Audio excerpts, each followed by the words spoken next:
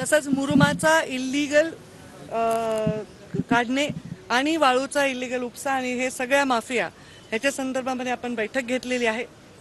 यामध्ये मी अधिकाऱ्यांना निर्देश दिलेले आहेत की यामध्ये कोणतीही कचुराई करायची गरज नाही। आपण जे निर्णय मी आता दिलाय त्या निर्णयाप्रमाणे जर कारवाई नाही झाली तर त्या अधिकाऱ्यांना सुद्धा कारवाईला सामोरं जावं लागेल। प्रदूषण नाही झालं पाहिजे। राखेचं आम्हाला राख कोण घेते, कितीला विकते, कितीला घेते हे आमचा विषय नाही, फक्त ती बंद कंटेनरमधनं झाली पाहिजे।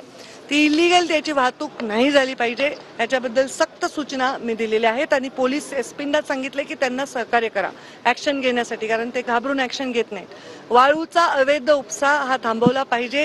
ह्याच्यासाठी तंत्रज्ञान वापरून रेव्हेन्यूचे आणि एसपीचे म्हणजे ह्याचे पोलिसांचे अधिकारी वापरून ह्याच्यामध्ये तात्काळ त्याच्यावर निर्बंध आणले पाहिजेत।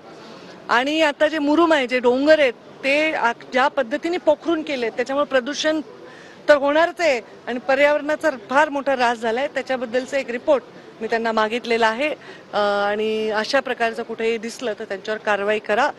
त्याच्यावर कुठलेही ॲक्शन घेण्यासाठी अजिबात मागे पुढे बघायची गरज नाही असं मी त्यांना सांगितलेलं आहे।